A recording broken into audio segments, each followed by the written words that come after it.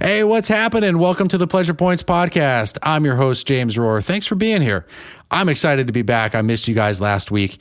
This is going to be another episode of When Ghosts Speak. So I wasn't intending for it to be that, but as I was talking about my experiences recently, it seemed appropriate to pull up one of the downloads that I had. So that's going to happen here. About halfway through the episode is when I get into that particular content, some really intense things. And, it's like, I don't know. It's like you guys are hearing the judgments that I pick up about how I'm showing up from the spirit world. So be kind. Anyway, thank you guys for being here. You can check me out on Instagram at James E. Rohr. My dating and relationship work is at invitinginlove.com. And without any further ado, let's just go ahead and dive right in. Enjoy the show.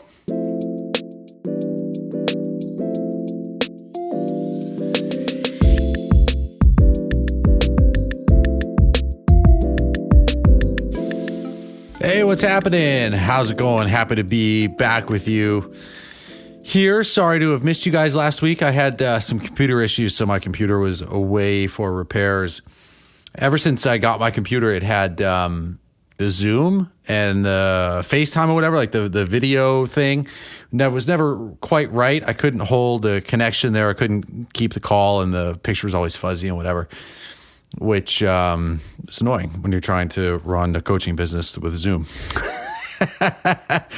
And so I had to get that taken a look at. And the other thing that happened is that I've had different instances in the couple years that I've had this computer where the keyboard just smelled like ass. It smelled terrible.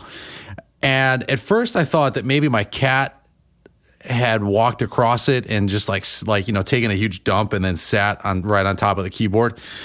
And so I was like cleaning it, and I used all the essential oils and all the things, and it would still smell bad. It was really disgusting.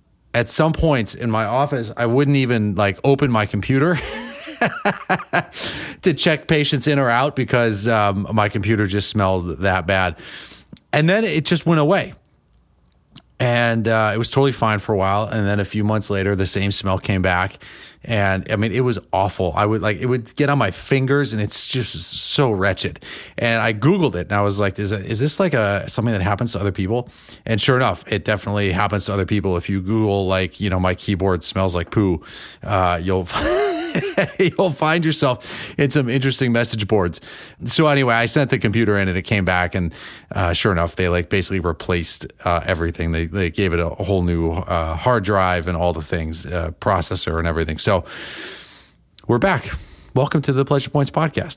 So really excited to get a chance to connect with you guys again today. What I wanted to talk about was something that's been coming up in my coaching business with clients, and it's also explains, kind of put into context some of the work I've been doing on myself and what my focus has been on, which is, when we're looking to, there's this massive inertia to be overcome where we just it's like we're hardwired to stick with what's familiar. And this shows up time and time and time again in all the different areas of life. So if you were to take a look at, anything in your life that you want to change, whether it's who you attract, your partners, how much money you make, your health, your relationship with your parents, or your kids, or your siblings, or whatever.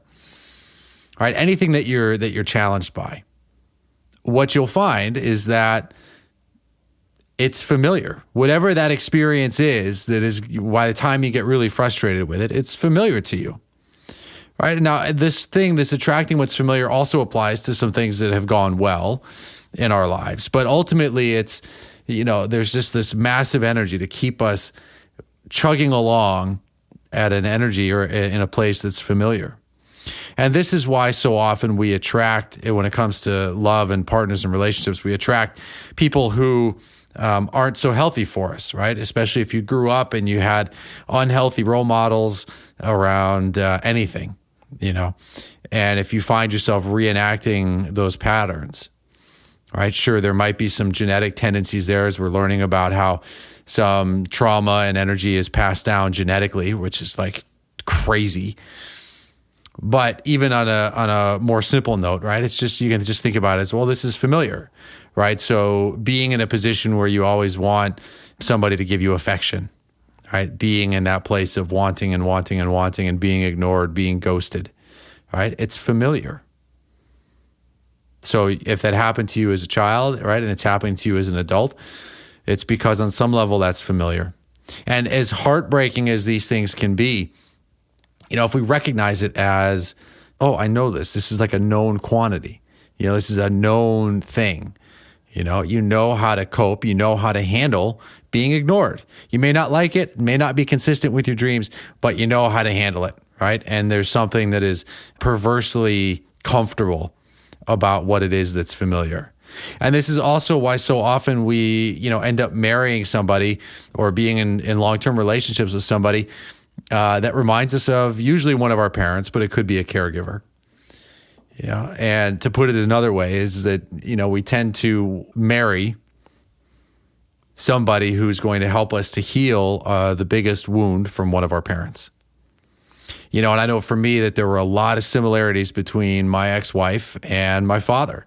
And I didn't realize it until we were getting divorced. And I'd finally said, enough is enough. I'm not going to put myself through this cycle anymore.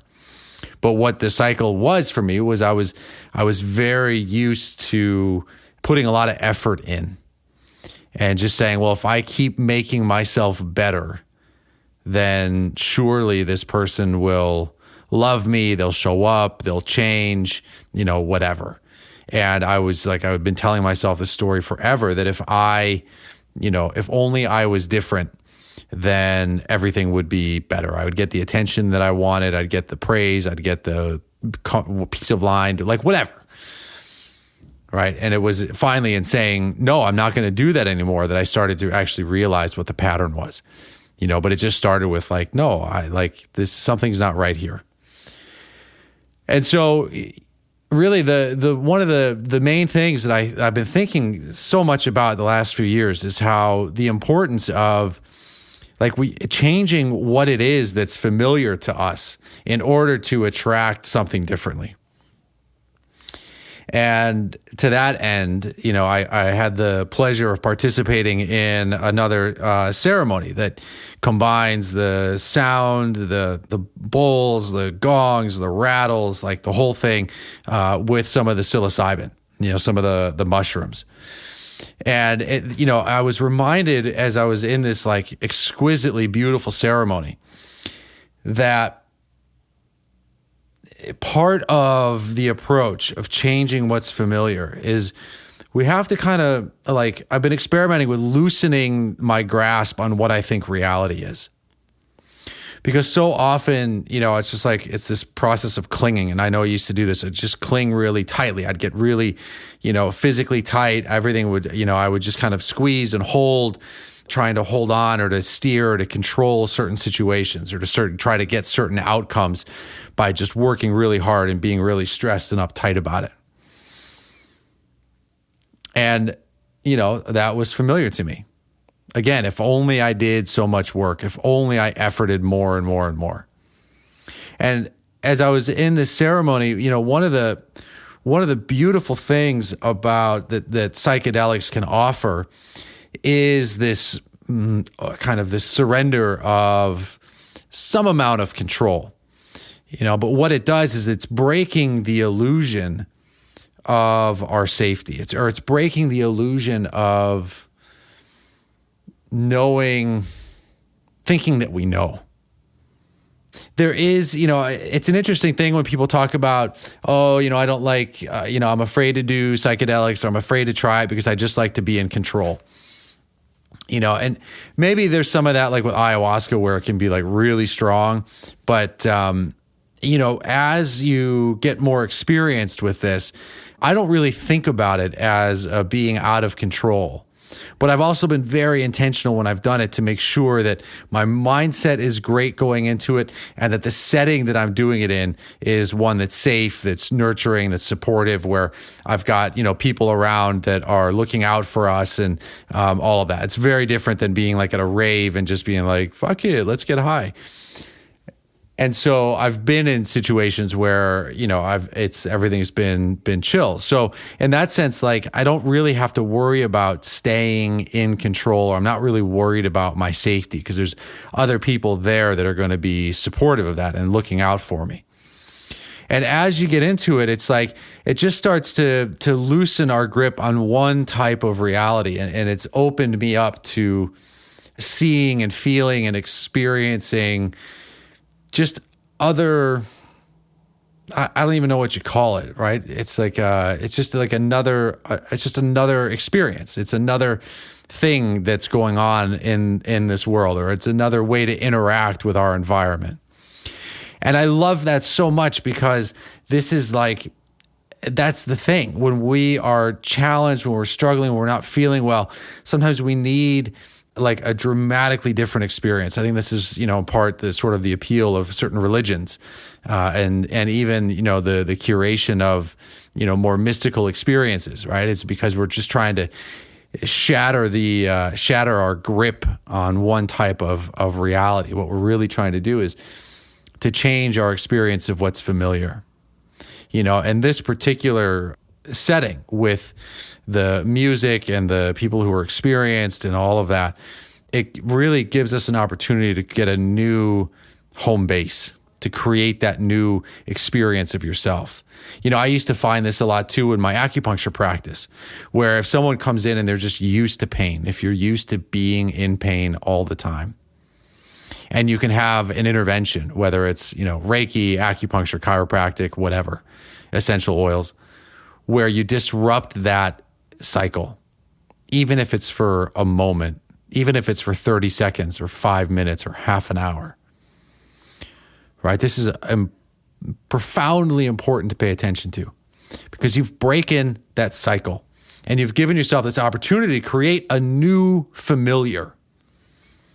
And from that new familiar, you can begin to like condition that, to retrain that, to live in that space, to like be full of gratitude for that thing.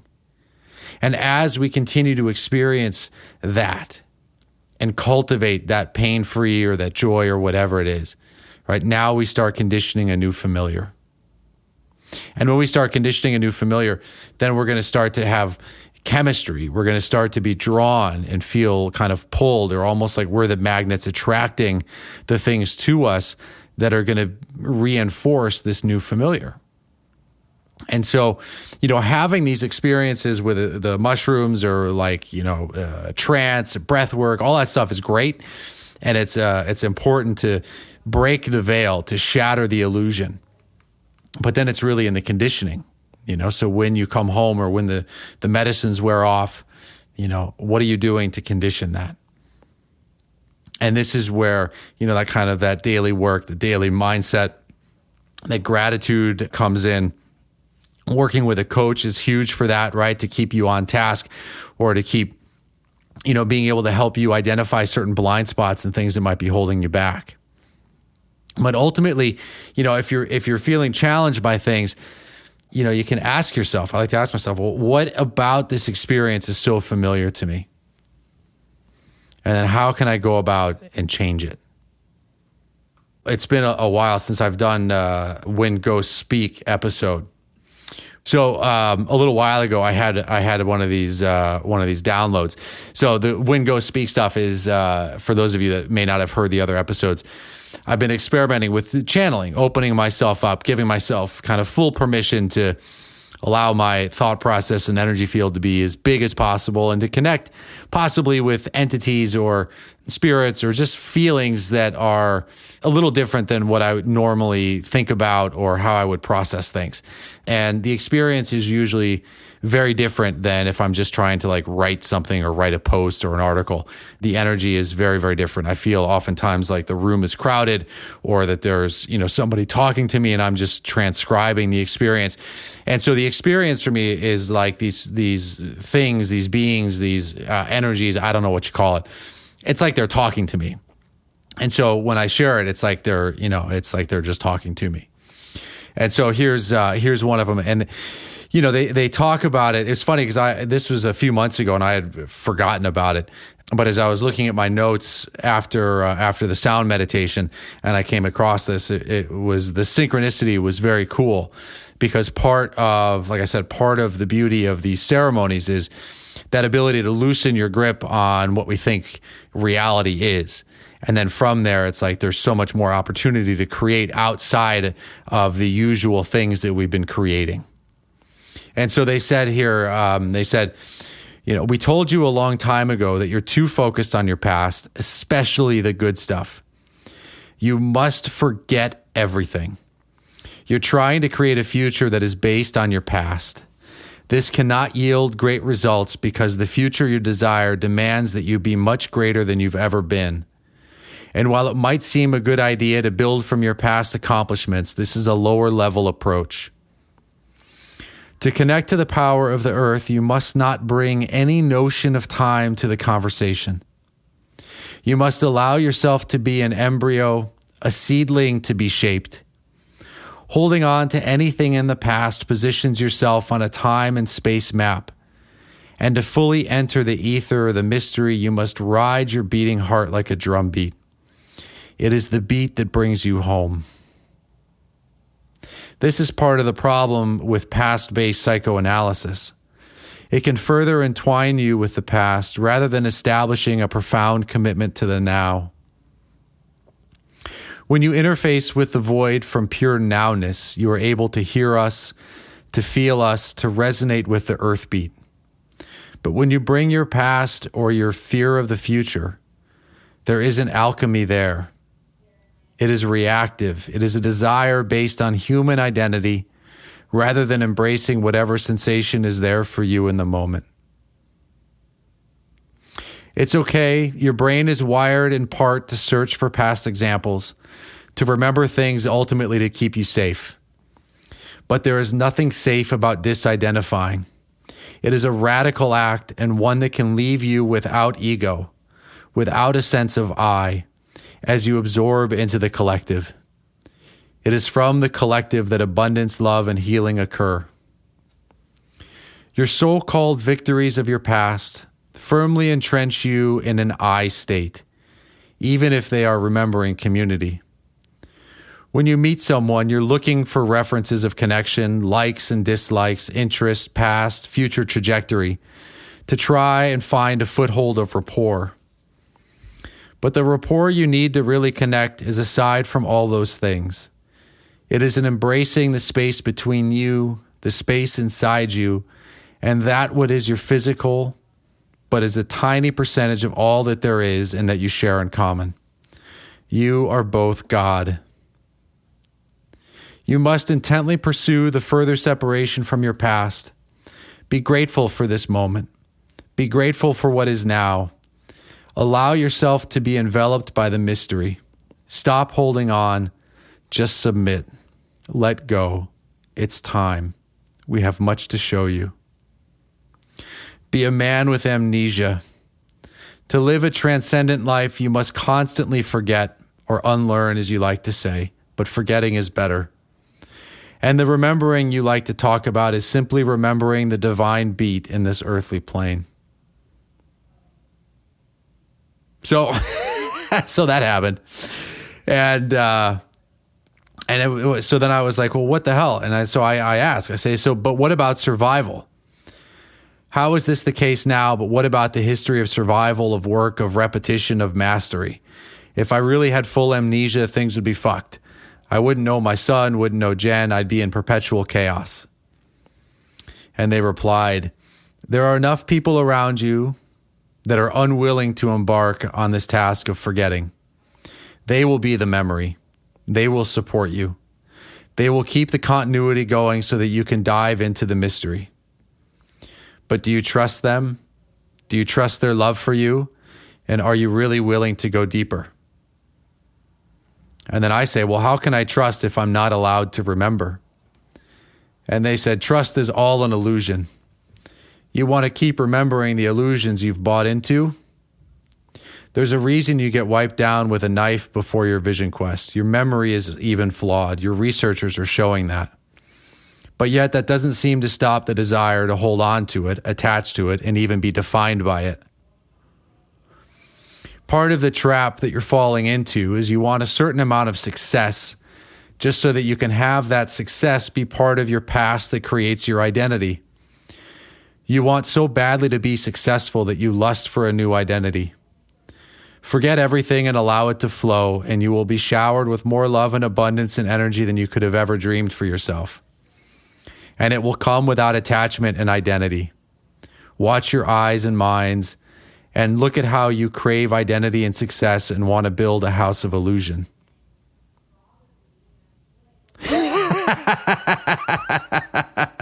Woo! Hot diggity. Oh man, that was intense. That was intense. And they kept, I'll share more another time with where they kept going from there. But this is enough for us to sit down and to digest a little bit. You know, what's funny is being humbled. What's also funny was I remember now as I was reading that I was in this ceremony that we were doing. Like if you ever done psychedelics, it can get really weird where there's like a big kind of trickster energy and element where as the fractals are forming, it's like, you know, I found myself wanting to like clutch and to hold on to something and then it just dissolves. So like as soon as something would like a shape or a feeling or a thought might come into focus, it would just quickly disappear. And some of the time it would disappear with these like feelings of laughter or as if these kind of like entities and stuff are making fun of me. You know, I don't know if it's just because trickster is a big part of the energy that's been around me forever, or if that's super common for people. It might have even just been connected to the sound waves and the instrument that they were playing at the time, but I couldn't tell you what it was. And I remember early on as everything is kicking in and we're about to kind of have liftoff. You know, I was getting these nice kind of feelings, these nice waves, and things were opening up, and I started to just kind of like hear things better. I was hearing some of the sound waves, and I can't even remember now the details necessarily, but there was just this experience where I was thinking about, my dad or my son or whatever, and I'd have these different thoughts, right? And I would find myself being like, oh, this is the thing, like this is it. And they just like, there was this laughter, these like faces coming out of the darkness, and they were laughing at me. And at one point they were like, oh, you think you found your takeaway moment. Jim found the thing that he's going to tell everybody that happened to him, and this like profound thing. And then it would just like shatter, the feeling and the thing. It was like an egg that would crack open, and they would laugh and they would run away. And it was just like I was totally pegged, And again, it was like a tremendous opportunity for me to look at, how do I try to, create like grab the takeaway or to be an achiever. It's like, oh, I wanted to achieve the thing. It's like, oh, look at this great thing that I learned from the ceremony. And it's, I've been doing that for so long that I forget sometimes that I'm doing that, or I don't forget, I don't see it. And that was a huge thing for me. It reminded me of, I think I've talked about it here, but it reminded me of some other ceremonies that I've done where I'm on day one and I'm just like, how am I going to get to day 4? Or on day 1, I'd have this little thought about something that gave me good feelings. And I'd be like, oh, I have to make sure I remember this and tell the people, meanwhile, like the fucking challenges in day 2 and day 3 were so profound that I was left speechless.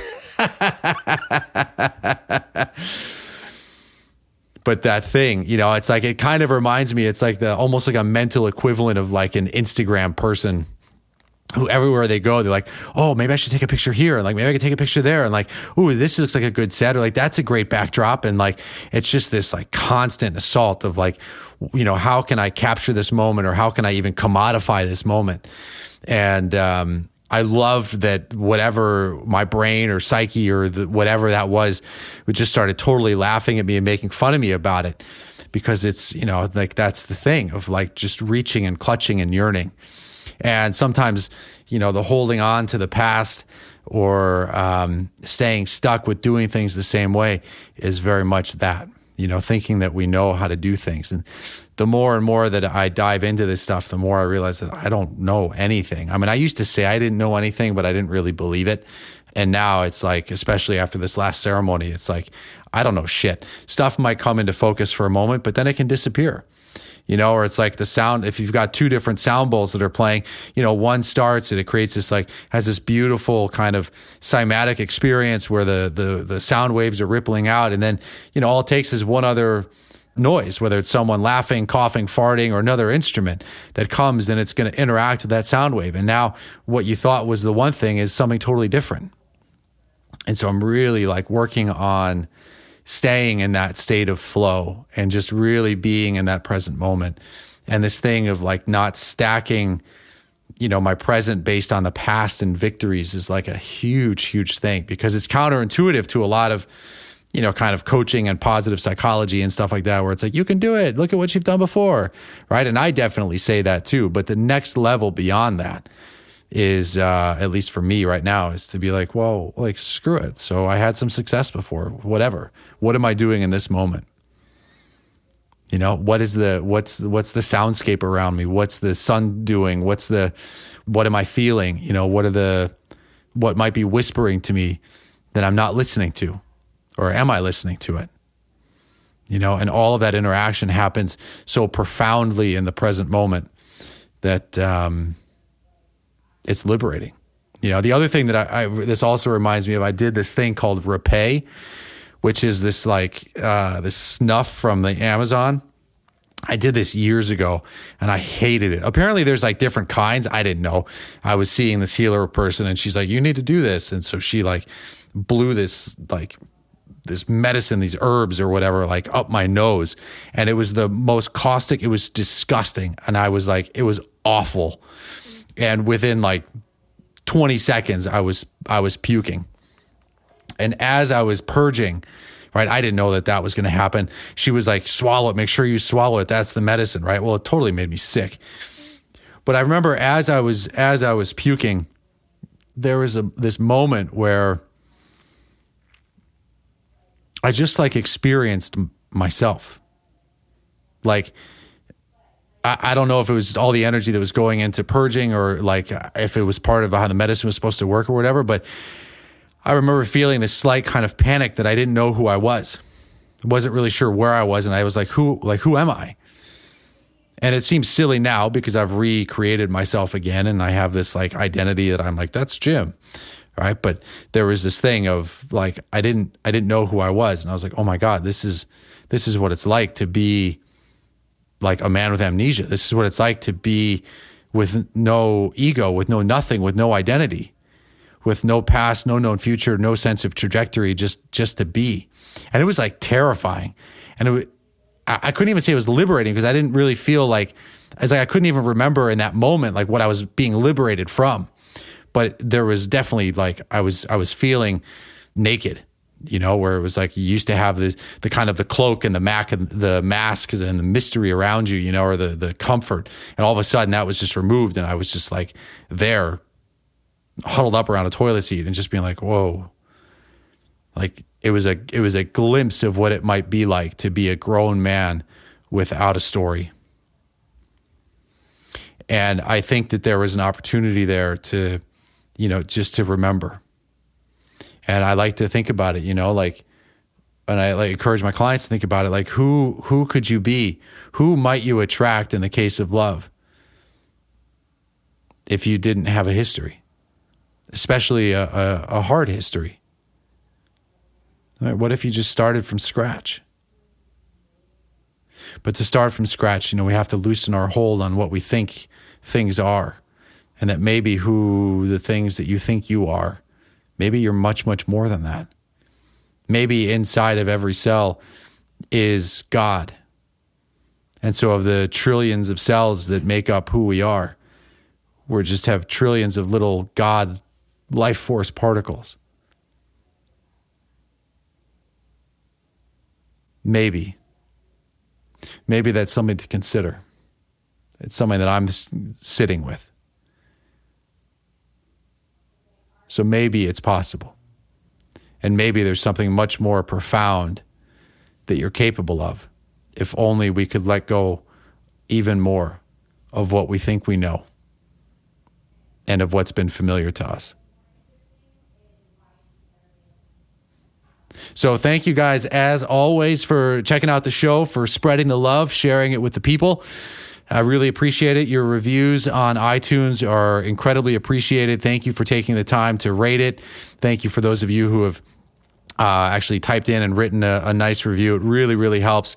I want to spread the word out to the people who might be suffering, who might need some help, or who might be having some of these feelings and connecting and feeling that there's spirit guides or just something greater. You know, they feel that calling and that yearning for something more, and they don't know what to do with that, right? And the last thing that I want is for them to turn the volume down on that, or to pretend that it's not there. So, you know, if you guys find that this helps you to turn the volume up on listening to the present moment and tapping into what you might be capable of, if there's anyone that you know that could use that, please share this episode with them in the podcast. And thank you guys so much for being here. As always, you can check out my work with the dating and relationship stuff at invitinginlove.com. You can follow me on Instagram at James E. Rohr, and I'll catch you guys next time.